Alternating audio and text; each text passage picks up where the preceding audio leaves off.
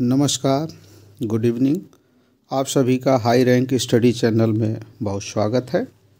दोस्तों, आज हम आगामी यूपी टेट की परीक्षा के लिए पर्यावरण का 16वां सेट प्रैक्टिस सेट हल करेंगे, जिसका पहला प्रश्न है, ग्रीन हाउस इफेक्ट में कौन सी गैस मुख्य भूमिका निभाती है?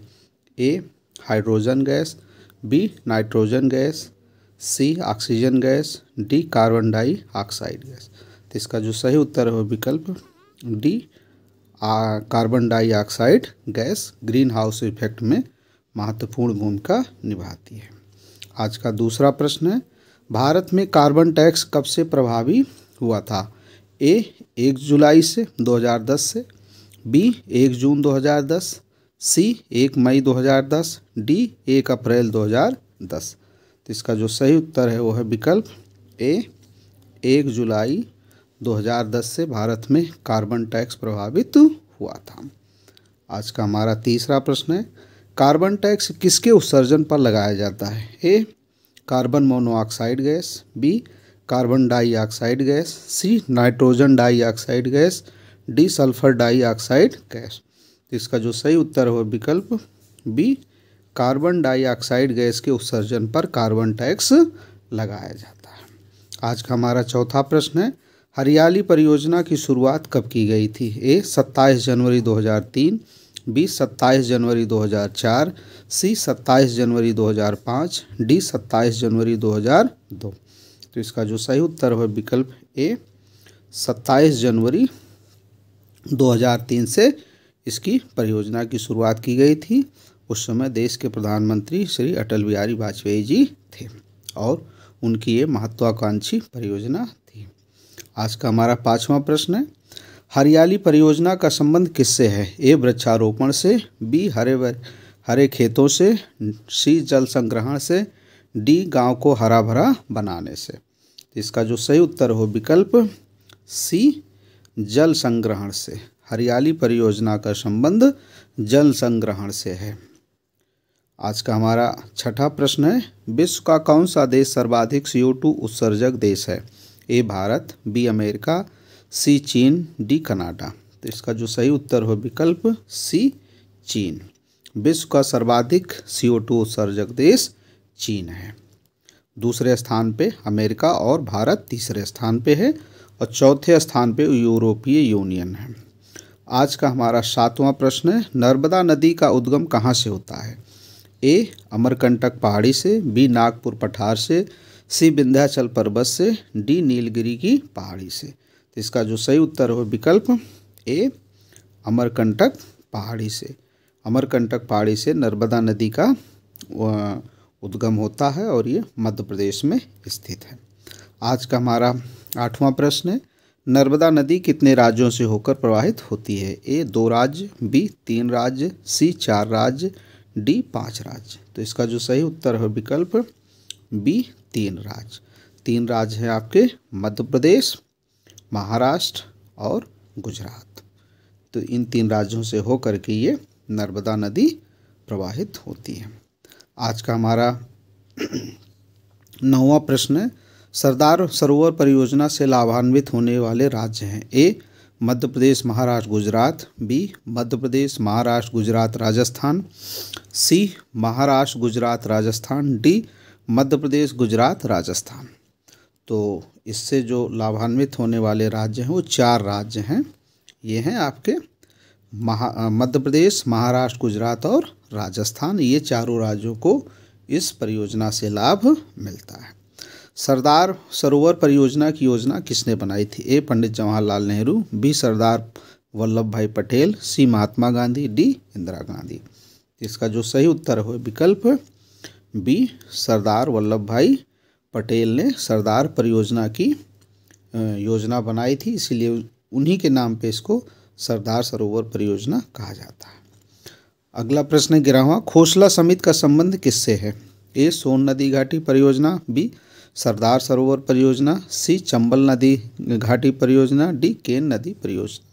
इसका जो सही उत्तर हो विकल्प बी सरदार सरोवर परियोजना से खोसला समिति का संबंध है।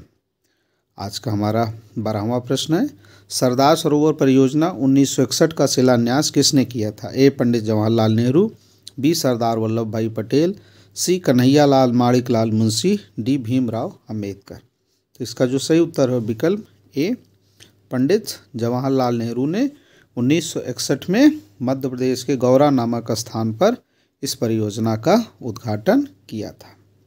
आज का हमारा 13वां प्रश्न है, नर्मदा जल विवाद न्यायाधिकरण का गठन कब किया गया? ए 1966, बी 1967, सी 1968, डी 1969। तो इसका जो सही है विकल्प वो है विकल्प डी 1969 में नर्मदा जल विवाद न्यायाधिकरण का गठन किया गया था। आज का हमारा 14वां प्रश्न है, नर्मदा नदी कहाँ गिरती है? ए अरब सागर, बी खंभात की खाड़ी, सी बंगाल की खाड़ी, डी हिंद महासागर। तो इसका जो सही उत्तर है विकल्प बी खंभात की खाड़ी में। नर्मदा नदी जो है उद्गम मध्य प्रदेश के अमरकंटक पहाड़ी से होता है और ये जो है खंभात की खाड़ी में गुजरात में गिरती है।